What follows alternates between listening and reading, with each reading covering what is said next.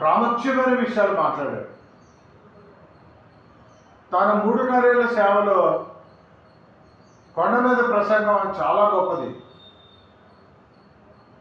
ఆదికాండం నుంచి ప్రకటన గ్రంథం వరకు గొప్ప అధ్యాయం ఏదైనా ఉన్నది అంటే బిల్లీ గ్రామ్ గారు చెప్పారు, యోహాను సువార్త 15వ అధ్యాయం అని చెప్పారు.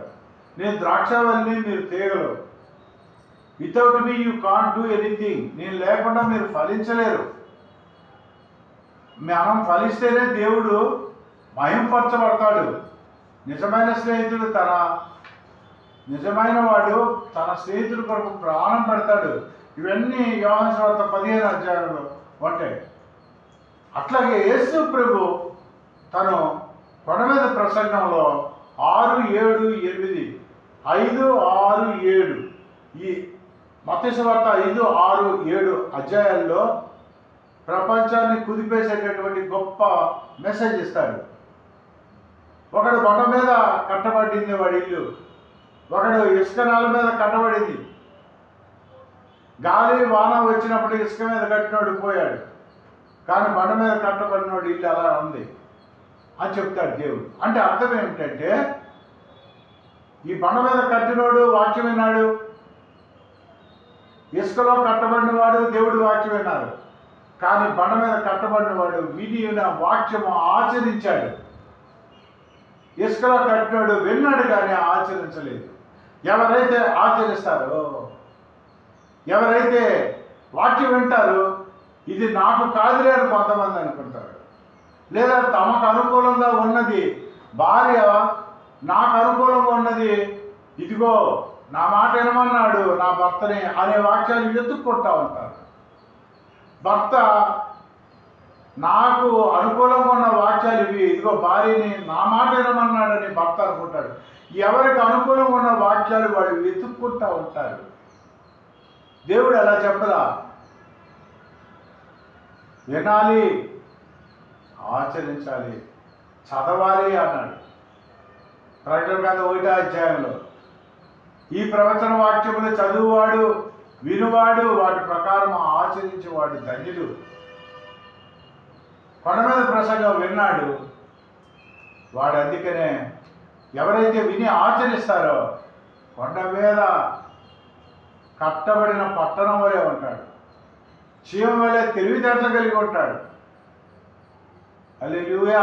సమయం సమీపించినది కనుక ఈ ప్రవచన వాక్యములు చదువువారును, వాటిని విని ఇందులో వ్రాయబడిన సంగతులను గైకొని వారును ధన్యులు. గైకొనాలి.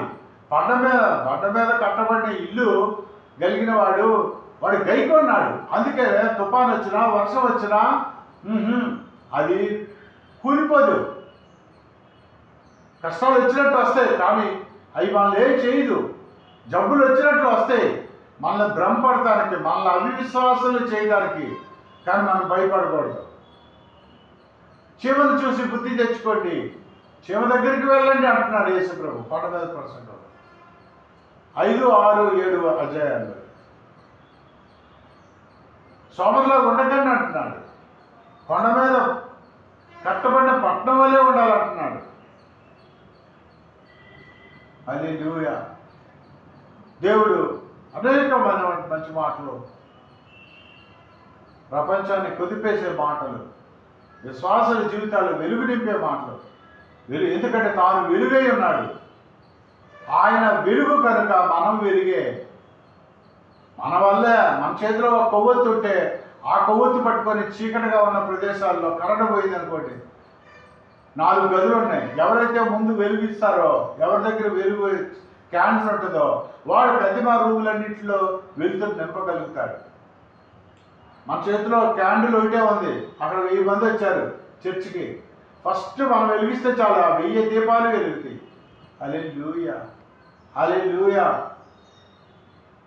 నువ్వు క్రీస్తు సంబంధివి కనుక, క్రీస్తు వెలుగై ఉన్నాడు కనుక మనము వెలుగై ఉంటాము. అనేకుల్ని వెలిగిస్తాము. కొండ మీద పట్టణం వలె ఉంటాము. మనం నిస్సారం, ఉప్పు సారం అయితే ఉప్పు కూరంతా వండుతారు కానీ ఉప్పు వేయకపోతే రుచి ఉండదు. ఉప్పులా ఉండాలి. క్రైస్తవ జీవితం ఉప్పులా ఉండాలి కొండ మీద. అందుకనే ఆయన అంటున్నాడు, వెండి బంగారము నాకు అక్కర్లేదు కానీ,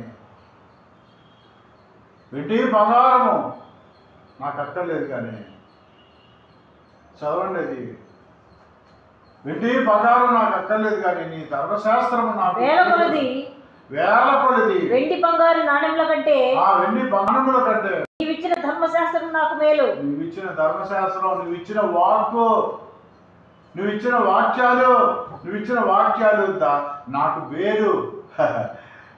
చాలామంది ఏం చేస్తూ ఉంటారంటే కీర్తనలు చదివేస్తూ ఉంటారు, చాలామంది సామెతలు చదివేస్తూ ఉంటారు. సామెతలకు మించింది లేదండి, కీర్తనలకు మించింది లేదండి. ఏమండి 66 పుస్తకాలు అన్నీ మంచివే, ఆది కాండం నుంచి ప్రకటన గ్రంథం వరకు. మనకి టమాటా పచ్చడి, బంగాళదుంప కూర, సాంబారు, వంకాయ ఎప్పుడు ఇష్టం అనుకోండి, ఎప్పుడు అదే వండించుకుంటామా? ఇంకా వేరే కాయగూరలు ఎందుకు పండించాడు దేవుడు? వేరే కాయగూరలు లేవా? అవన్నీ వేస్తా? కాకరకాయ లేదా? అవి మరి దేవుడు జ్ఞానం లేక అవి పండిస్తున్నాడా? వేరే కాయగూరలు కూడా తినాలి. మనకు నచ్చిన ఎప్పుడు ఆ సామెతలు, ఆ కీర్తనలు, ఎప్పుడు ఆ 91 కీర్తన ఎప్పుడు అదేనా?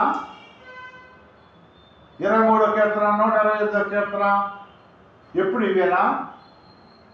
మన ఆరోగ్యానికి అన్ని కూరగాయలు కావాలి, కాకరకాయ కావాలి, అప్పుడప్పుడు తింటున్న కూరగాయలు కూడా రెగ్యులర్గా తింటుండాలి, సంపాదనలో తింటుండాలి, అప్పుడు ఆరోగ్యం ఉంటుంది. అట్లాగే బైబిల్ దేవుడు మనస్సును అర్థం చేసుకోవాలంటే మనం అన్ని అధ్యాయాలు చదువుతూ ఉండాలి. హల్లెలూయా, హల్లెలూయా. దేవుడికి మహిమ కలుగును గాక, మన యేసయ్య నామానికి మహిమ కలుగును గాక. హల్లెలూయా. కనుక మన ప్రభువైన యేసు మనకి కొండ మీద ప్రసంగంలో ఆయన సెలవిచ్చింది ఏమనగా, భూప్రపంచాన్ని కుదిపేసేటటువంటి గొప్ప ప్రసంగం, కొండ మీద ప్రసంగం. వెండి బంగారము నాకు అక్కర్లా, నాకు ఆయన ధర్మశాస్త్రం ఉంటే చాలు, ఆయన వాక్యం ఉంటే చాలు, ఆయన ఉంటే చాలు అని సెలవిస్తా ఉన్నాడు. అందుకే ఇందాక పాడుకున్నాము, వెండి బంగారముల కన్నా యేసుని కలిగి ఉండెదమా, వెలగల భూషణముల కన్నా కల్వరి సిల్వ ధరించెదమా. అడవి రాజు తన పిల్లలను లేమి కలిగి ఆకలిగొనును, అడవి రాజు తన పిల్లలను లేమి కలిగి ఆకలిగొనును. దేవుని ఆశ్రిత జనులకు ఎప్పుడు, దేవుని ఆశ్రిత జనులకు ఎప్పుడు మేలులు కొదువై ఉండవుగా. వెండి